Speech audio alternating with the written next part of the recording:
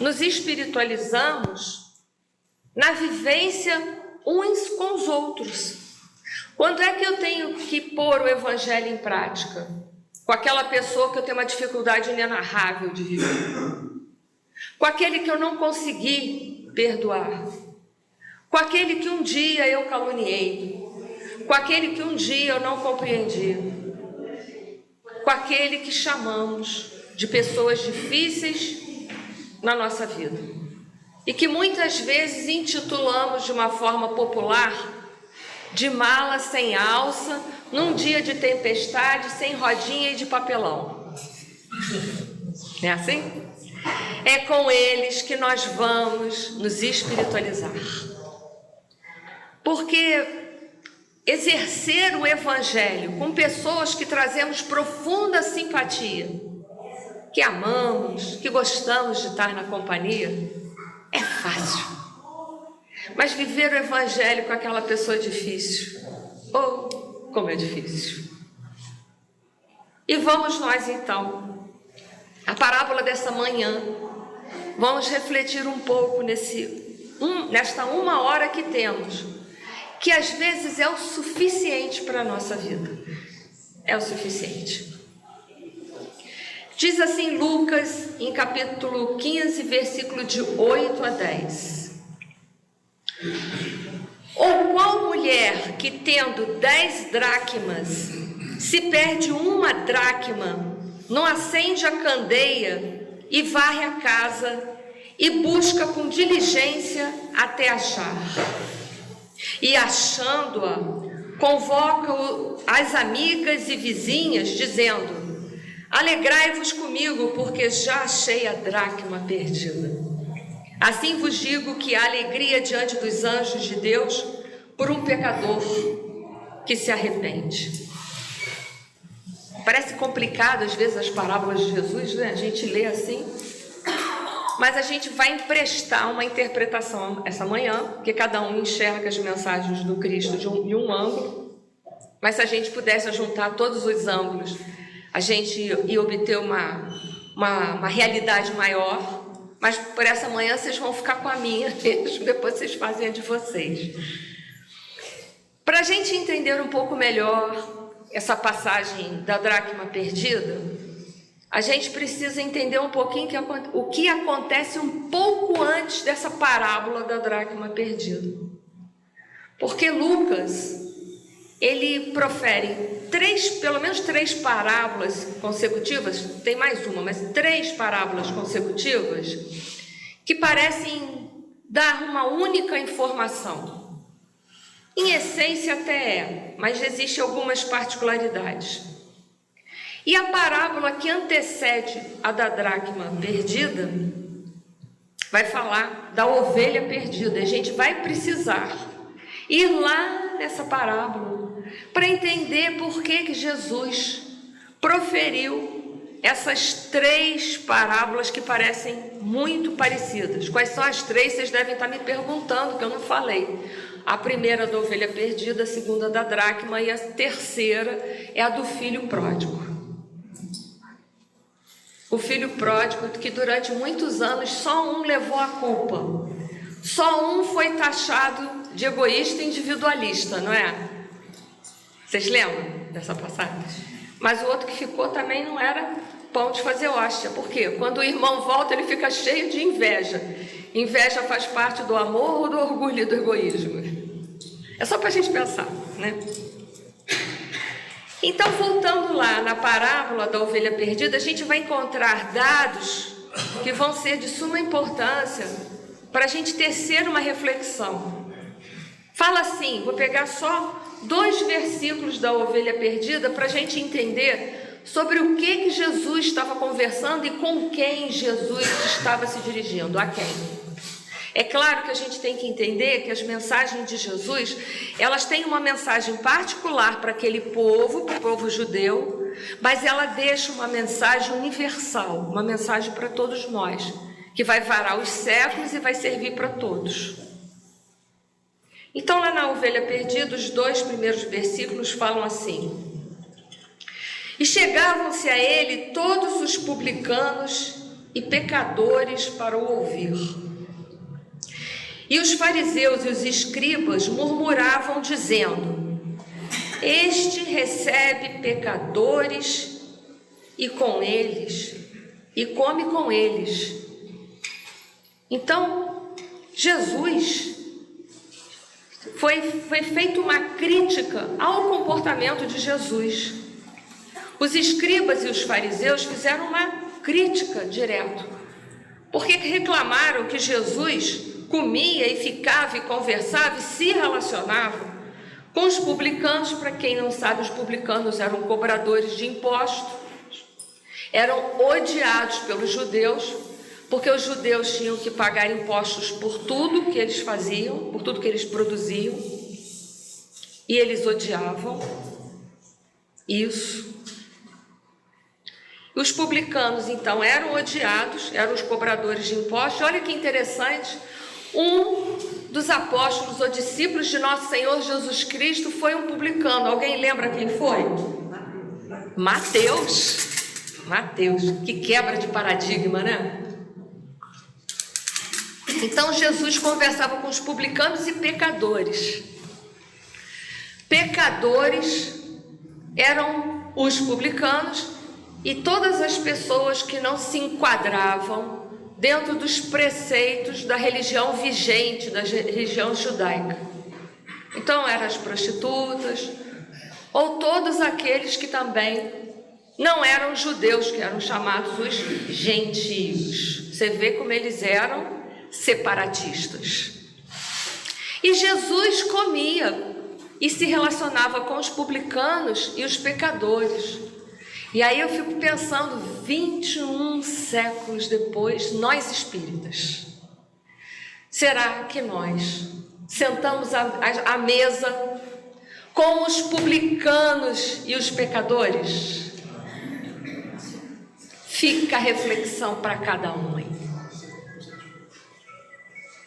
né? E aí toda a problemática, ela vai acontecer em cima dessa religião separatista de um povo que nós sabemos, pela literatura principalmente de Emmanuel, A Caminho da Luz, os judeus haviam recebido uma missão muito especial. Era uma missão de ensinar para a humanidade o Deus único. Mas o que eles fizeram, os judeus?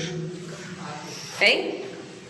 Camparam essa ideia para eles. O Deus único é nosso, o único Salvador, e nós, os judeus, somos os povos escolhidos, e quem não é o judeu é o resto. Não vai ser salvo. E aí, 21 séculos depois, eu penso, que perigo seria se nós passássemos hoje a proferir: fora da casa espírita não há salvação. Não é? Só há salvação dentro do espiritismo? Eu estou perguntando, quem tem coragem de responder? Isso foi um motivo de polêmica e de um diálogo importantíssimo que um dia surgiu entre Leonardo Boff e Dalai Lama, um diálogo muito conhecido por muitos, não sei se aqui todos conhecem, em que Dalai Lama e que Leonardo Boff, de uma forma maliciosa, mas querendo a resposta até para uma questão teológica, ele se dirige para o Dalai Lama e pergunta: qual é a melhor religião? Achando que Dalai Lama ia responder o quê? Que era o budismo, né? Porque é uma das religiões mais antigas. E aí o Dalai Lama desarma completamente o Leonardo Boff e responde: a melhor religião é aquela que te faz mais humano, aquela que te faz sentir melhor Deus, que te faz mais amoroso, que te faz mais caridoso. Essa é a melhor religião. Então, qual é a melhor religião para mim? A que mais doma os meus instintos, porque foi isso que o Dalai Lama respondeu, é a doutrina dos espíritos. Mas eu vejo católicos que dentro do catolicismo conseguem domar as suas más inclinações, que dentro do budismo conseguem domar suas más inclinações, que dentro da Umbanda conseguem domar suas más inclinações. Então, qual é a melhor religião do mundo? Não é nenhuma, é aquela que te faz melhor. Mas os judeus, eles tinham essa ideia tão centralizada e falharam na sua missão por essa razão. É um alerta para nós 21 séculos depois, que tudo tem que ser feito conforme as ritualísticas religiosas. Caridade, amor, não tem fronteiras. Não tem fronteiras. Foi por isso que Allan Kardec, no livro Evangelho segundo o Espiritismo, no capítulo 15, intitulado Fora da Caridade não há Salvação, ele ofereceu para todos nós um instrumento de salvação que estava ao alcance de todos nós, que é a caridade. Porque se não podemos fazer caridade material, porque não temos algo para dar, não temos um dinheiro para ofertar, nós podemos fazer a caridade moral, emprestar um ouvido, fazer uma visita, dar um abraço numa pessoa, cumprimentar alguém que está com uma baixa autoestima muito grande, que está se sentindo deslocado em meio a uma comunidade. A caridade, ela pode ser feita em qualquer lugar, em qualquer hora, em qualquer momento, até no nosso trabalho, porque tudo que nós fizermos no nosso trabalho que ultrapassa as fronteiras do compromisso profissional, chama-se caridade.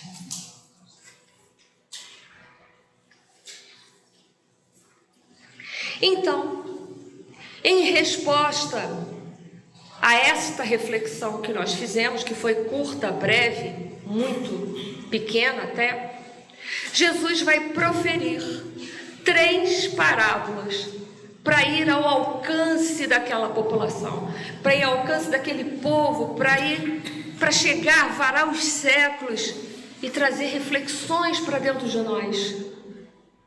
Trazer reflexões para dentro de nós. Ele profere a ovelha perdida, a dracma perdida e o filho pródigo. Traz reflexões para nós de um povo judeu que hoje, no século 21, nós poderíamos taxar de fundamentalistas. E eu pergunto, fundamentalismo está vigente no século 21?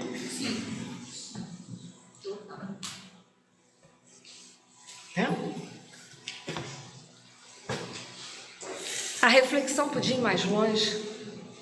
Nós não estamos falando de teocracia, que aquele povo era teocrata, mas nós estamos falando que se as leis de Deus elas não forem vividas no templo interno, elas não vão ser vividas em lugar nenhum na sociedade. Não são as leis humanas que deverão dirigir o nosso comportamento, porque nem tudo que é legal é moral. Não sei se estou me fazendo entender, para alguns ouvidos, pelo menos. É aquilo que incorporamos das leis de Deus dentro de nós é que deve mover nossas atitudes, que deve mover o nosso comportamento social. Porque é muito fácil falar até aqui na frente, basta ter um pouquinho de cara de pau que a gente consegue falar. O difícil mesmo é viver isso. Como a lição disse, é difícil aceitar viver Jesus dentro de uma sociedade materialista, crítica, separatista, individualista, e se professar espírita, católico, protestante, budista, e viver isso na sociedade. Então, ele profere essas 3 parábolas para abrir os nossos horizontes no século 21. Na primeira, nós vamos encontrar informações, dados que ajudarão a entender esse aspecto, que foi o que eu fiz agora. Peguei esses dois primeiros itens esses 2 versículos da parábola da ovelha, para a gente entender com quem Jesus estava conversando, porque os escribas e fariseus eram os representantes religiosos e políticos daquela sociedade. O problema é o fundamentalismo que existe em muitas religiões ou na cabeça da gente dentro das religiões, que não se permite a um diálogo aberto, a uma conversa mais madura socialmente. Vamos lá. Vamos seguir. A religião que pregava os fariseus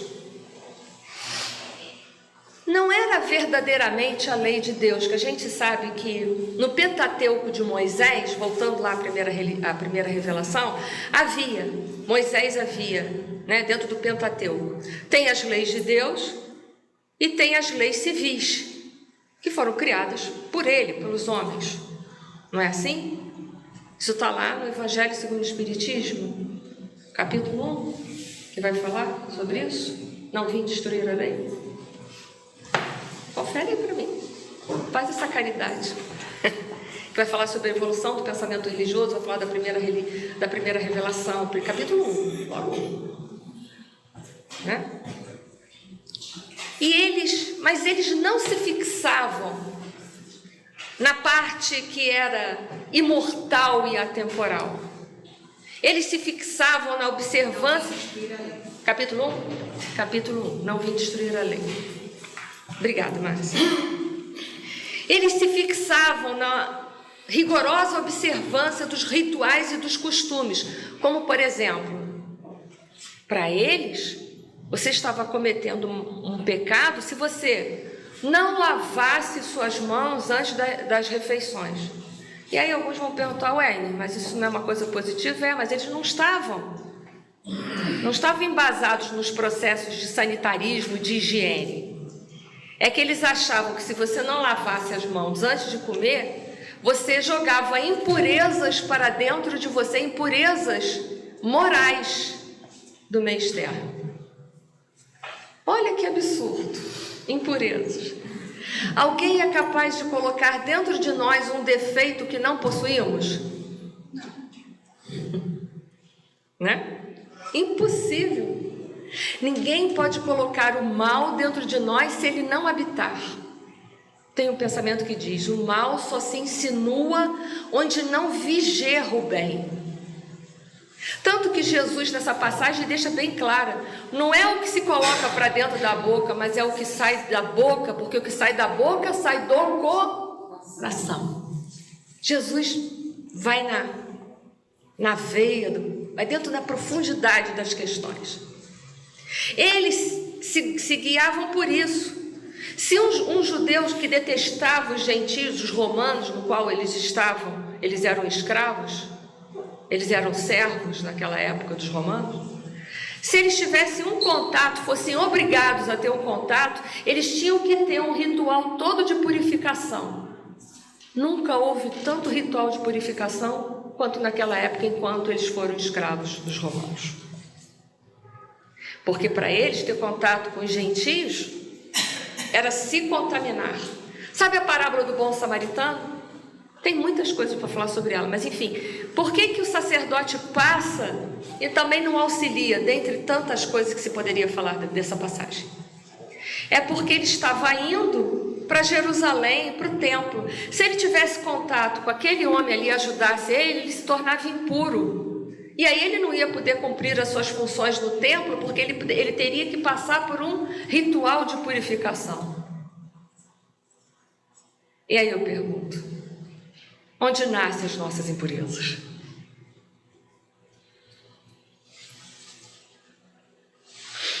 Então Jesus vai colocar essas 3 parábolas para deixar lições para a nossa vida.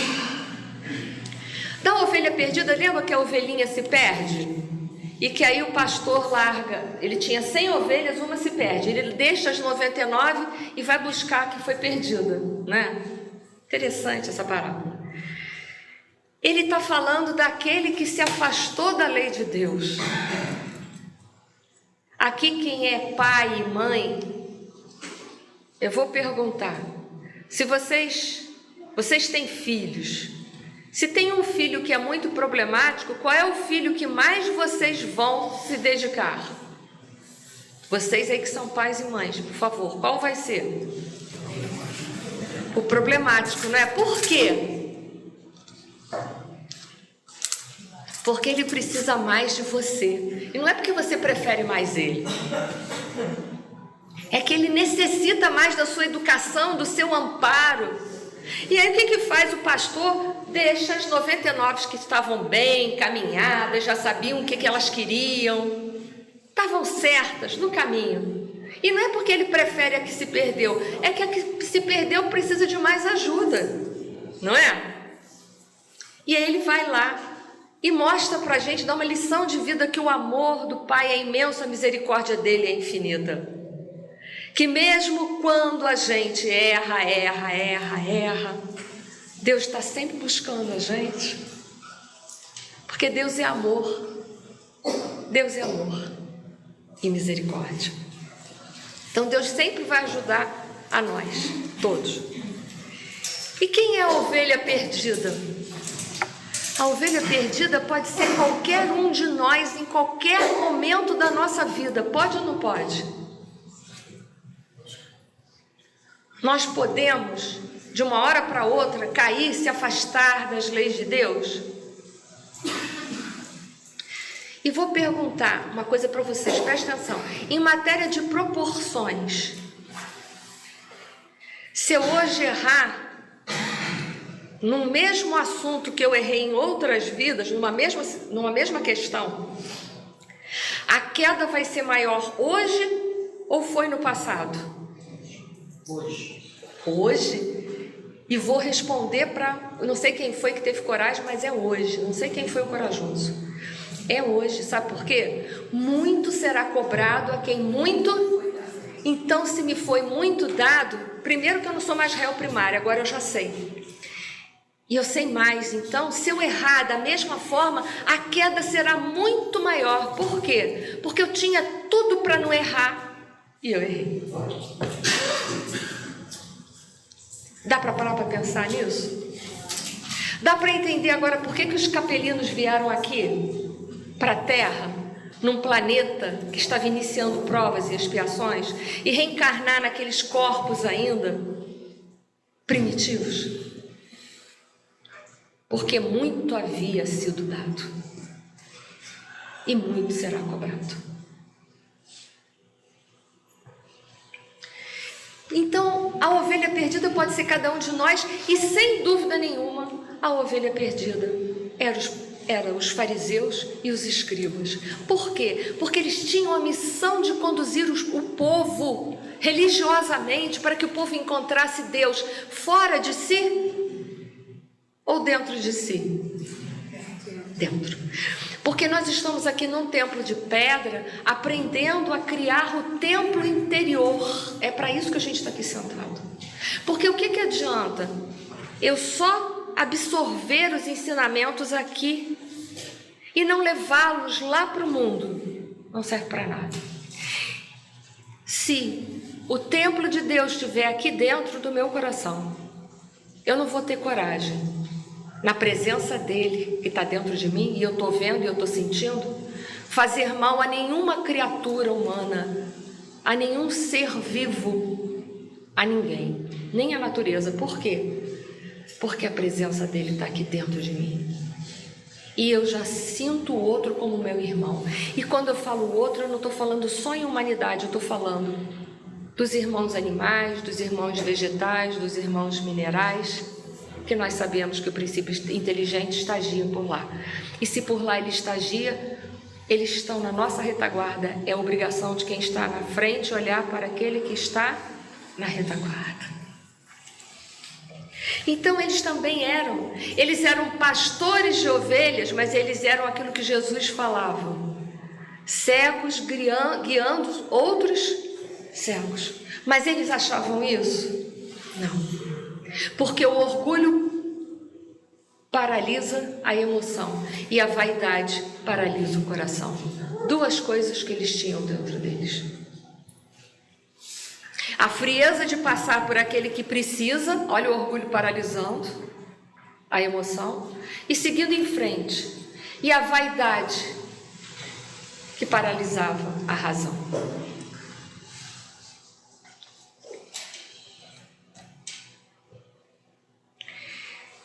E aí a gente vai, né, falar agora da dracma, depois de falar tudo isso. O que é dracma?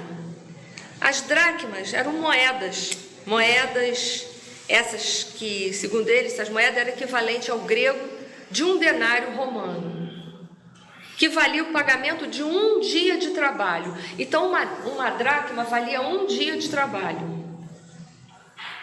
Mas a dracma, não sei se vocês sabem, ela também comprava uma ovelha. Olha que interessante. Uma dracma, naquela época, se comprava uma ovelha. Olha como Jesus vai amarrando as parábolas para a gente refletir. E também era unidade de medida. Medida, a gente não tem quilo, não tem ml, não tem isso aqui. Então, era uma medida, era unidade de medida. Mas quando Jesus, profere a parábola da dracma perdida, ele não está falando de nada quantitativamente. É uma alegoria que está me levando para valores atemporais. Então ele está falando de qualidade, está falando de valores que a traça e o ferrugem não corrompem, porque ele não está preocupado com os valores da matéria, porque os valores da matéria, eles se perdem, tudo aqui é temporário. Então Jesus não está falando nada quantitativamente, nada. Ele está falando daquilo que a traça e os valores não corrompem, de valores que nós temporariamente perdemos, mas em essência continuamos com eles. Como assim? Em essência somos filhos do amor? Sim ou não? Sim. Acordem. Temos o amor em potencial dentro de nós? Sim. Ora, amamos muito, mas ora, sentimos raiva e ódio? Sim. Então, com coragem mesmo, estou gostando de ver. Isso aí. Mas depois da raiva e do ódio, a gente pode se erguer, não pode? E voltar a amar de novo. Então, ele está falando desses valores que temporariamente podemos perder, mas que em essência continuam conosco. De valores que perdemos, que negligenciamos através de arrastamentos. Sofremos tentações? Ou são só os lá de fora? Não. Mas também. Tanto que Kardec, na pergunta 645, fala assim: quando o homem se acha, de certo modo, mergulhado na atmosfera do vício, o mal não se lhe torna um arrastamento irresistível? A gente pensa assim: nossa, mas eu só errei porque eu estava ali, todas as circunstâncias estavam contra mim. Vou ler a resposta. Ninguém vai gostar, nem eu. Arrastamento, sim. Irresistível, não. Porquanto, mesmo dentro da atmosfera do vício, com grandes virtudes às vezes deparas. E aí vamos explicar um pouco mais? Vou fazer uma pergunta para vocês. Deus coloca nos nossos ombros fardo mais pesado do que podemos carregar? Então não existe mesmo arrastamento irresistível, não é? Era algo que podíamos, mas não fizemos.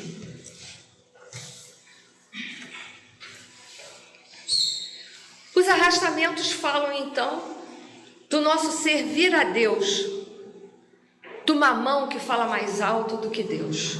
Na sociedade tem tido muito isso. Toda vez que a violência se faz presente em algum estágio, em alguma sutileza, mamão fala mais alto do que Deus. Para que sermos violentos? Eu pergunto isso hoje no século 21. Para quê? Vamos ter que deixar de ser violentos? Vamos. Tem outra saída? Não. Melhor então começar. Mas ele vai falar, esta mulher que perdeu essa dracma, ela tinha valores. Essa mulher que perdeu a dracma, ela tinha valores, sabe por quê? Senão ela não ia procurar. Isso é a primeira lógica dessa parábola. Ela tinha valores, por isso que ela foi procurar. E aí ela acendeu a candeia, ela varreu a casa, não foi? E depois procurou diligentemente, com detalhes, com muita atenção. Então, sinal que essa mulher tinha valores. E será que a gente assim tem? Tem o bem e tem o mal dentro de nós? Vacilamos entre uma coisa e outra, sim? Às vezes somos criaturas tão valorosas dentro de casa, mas na sociedade somos pessoas terríveis. No trabalho somos verdadeiros déspotas. E às vezes ao contrário. No trabalho somos uns anjos, umas ovelhinhas branquinhas, lindas, belas e fofinhas. Mas dentro de casa, Senhor, nós somos assim. Ela tinha valores. Por isso que ela foi procurar a dracma. A primeira coisa que ela faz é acender uma candeia. É claro que, contextualizando para aqueles que não sabem, as casas daquele tempo não tinham janelas, só tinha porta. Era mais barato assim. O chão era de terra, a maioria das casas era assim. Mas é claro que Jesus não está se referindo a isso. Ela acende a candeia. Tem uma parábola da candeia no Sermão do Monte, né? Que Jesus diz: não se acende uma candeia para colocar, né, debaixo do alqueire, escondida debaixo de alguma coisa. O que a gente faz quando acende uma lâmpada? A gente coloca ela para cima, no velador. A gente instala as lâmpadas em cima e não embaixo das coisas. Ela acende uma candeia. É um convite. Ela verticaliza as emoções dela. Ali ela tem que verticalizar, porque as emoções dela andaram na horizontalidade da vida material. E por isso que ela perdeu a dracma, o valor. Veio o primeiro arrastamento, ao invés de ela verticalizar aquela emoção, ela se deixou arrastar pelos vícios. Nós somos assim, muitas vezes. Às vezes por coisas pequenas. Apesar de que a dracma não era nada pequena. Mas somos assim. Então, ela primeiro acende a candeia, coloca no velador. Esse acender a candeia é o convite da verticalização. Uma candeia, para ficar acesa, que é uma lamparina, digamos assim, para a gente entender, ela precisa de um combustível, não precisa? Sem combustível, não há fogo, não há luz. O combustível é a fé. A primeira coisa que ela faz é reforçar os processos de fé dentro dela. Fé não é acreditar, porque hoje a gente acredita numa coisa, amanhã de manhã a gente acredita em outra, não é assim? Fé é algo que te leva para o atemporal. A fé é algo que você tem certeza, que tem clareza, é aquilo que te ilumina, que ninguém pode tirar de você. Está dentro de você. Então, ela usa o combustível da fé para iluminar a casa mental dela. Eu vou lembrar agora de André Luiz, Obreiros, no Mundo Maior, que ele vai falar da casa mental. Onde ele diz que a nossa mente tem 3 andares. O primeiro andar é o porão, o segundo andar é o térreo, o terceiro andar é o sótão. No porão, lá reside todas as nossas sombras, todos os nossos vícios, todas as nossas tendências negativas. Temos? Todos nós ou só alguns? A prova cabal é que nós moramos muito. Nós moramos no planeta de provas e expiações, cuja característica está lá no capítulo 3, há muitas moradas na casa de meu pai, do Evangelho segundo o Espiritismo, que fala que a característica do mundo de provas e expiações é o quê? É o mal. Nós somos malzinhos? Foi o Evangelho que disse, não fui eu. A característica é o mal. A grande maioria de nós somos espíritos imperfeitos, bons ou puros? Imperfeitos. Então, os nossos porões estão abarrotados de coisas para serem iluminadas pela fé.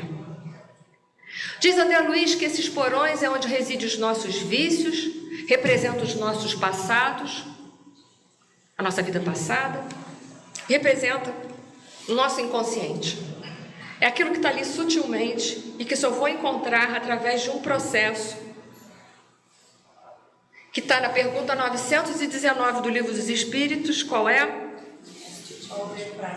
Qual o meio prático, mais eficaz nessa vida encontrar a felicidade, mais ou menos isso. Um sábio da antiguidade, Voludice, o que ele disse? Não tem outro jeito. Não tem outro jeito.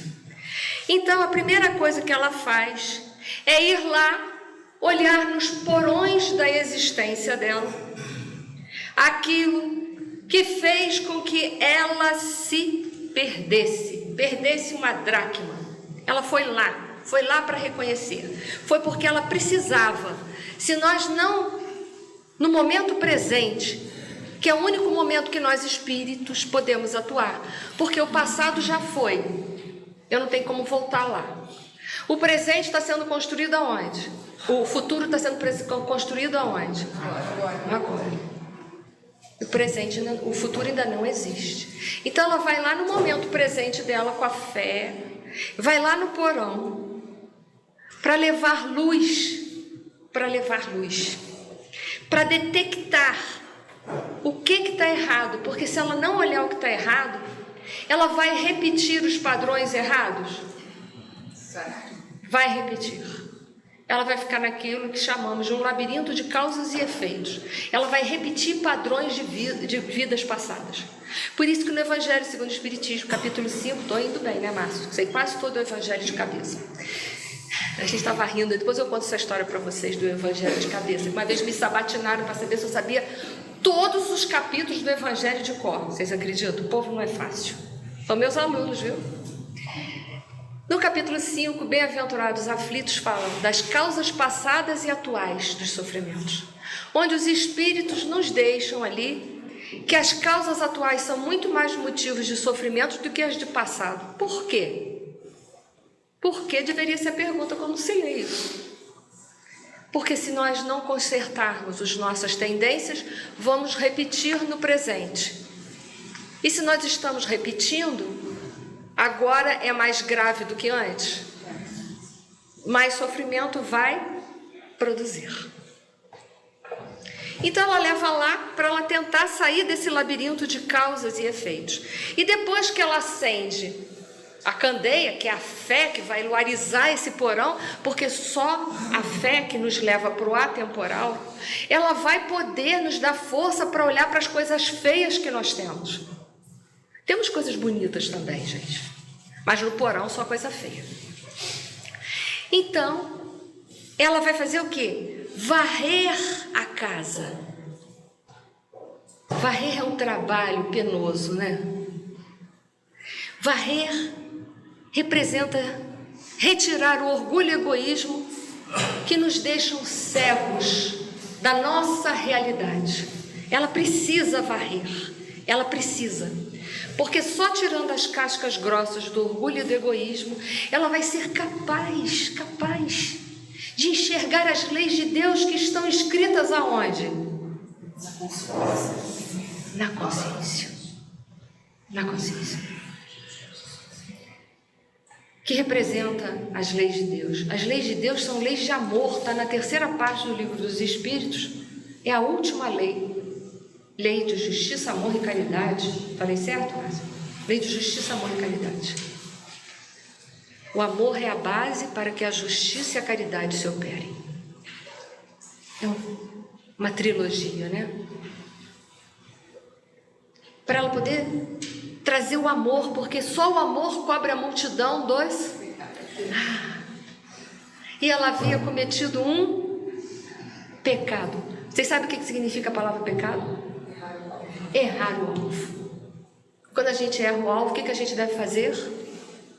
Tentar de novo, até acertar. E ela faz isso, essa varre a casa. Isso é um processo consciente, não é? Ir lá fazer tudo isso. Ela faz no momento presente. Segundo André Luiz, é o segundo andar da casa mental, que representa o térreo, que representa o momento presente, um momento em que nós temos uma força muito grande chamada esforço e vontade. Porque no primeiro andar lá das sombras, o que vai reger? Os automatismos, os instintos.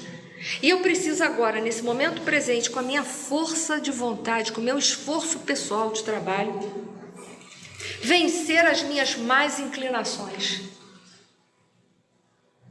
Com a luz da fé, claro.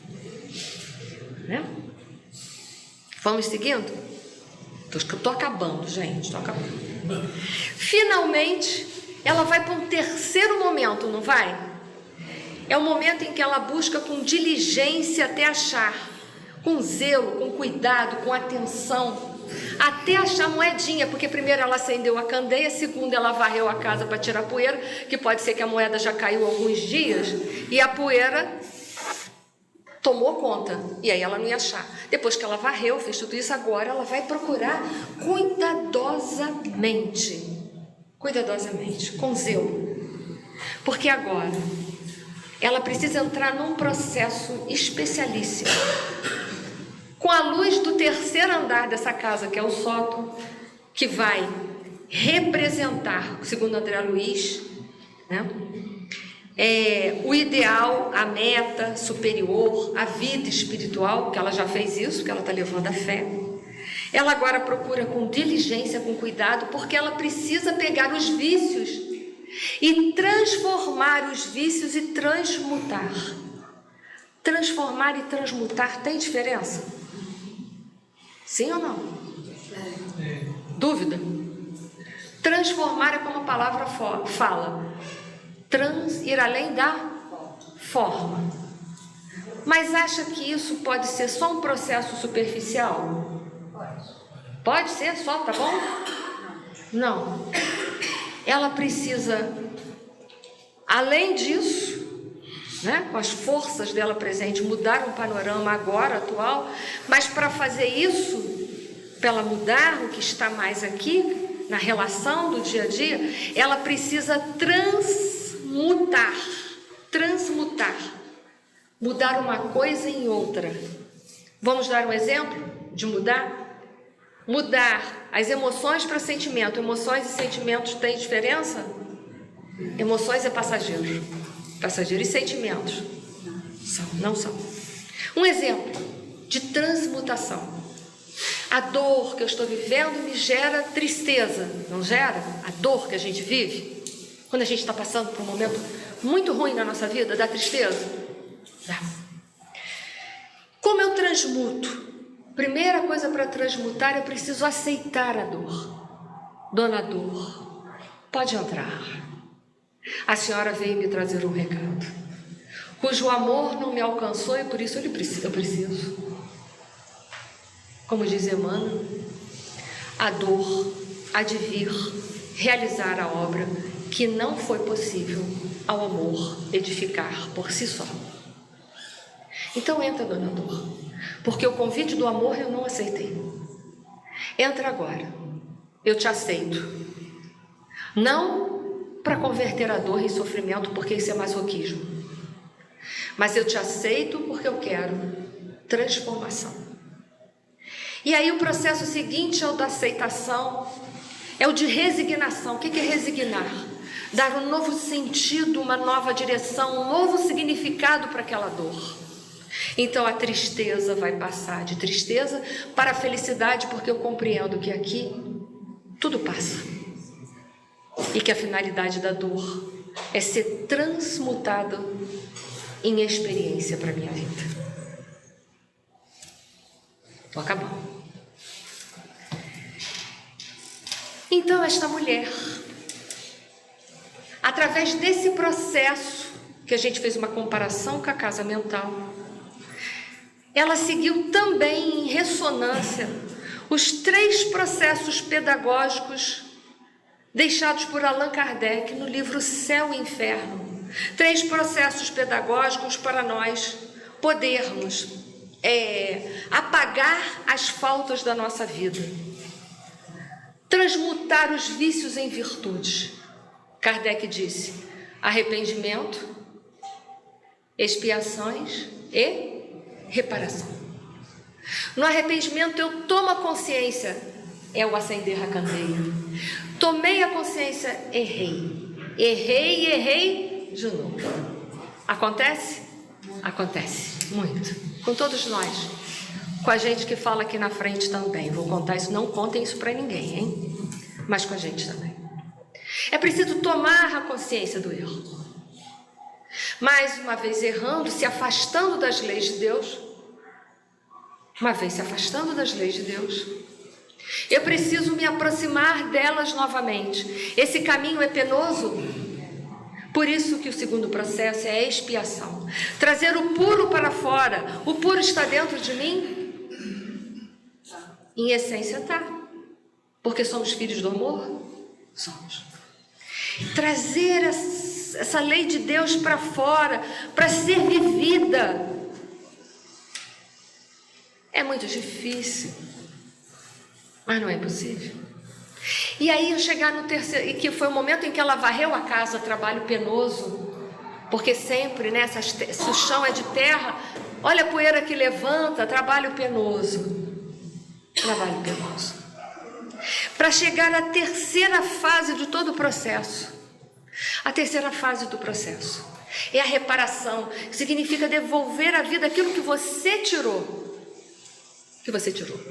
Agora você pode, sabe por quê?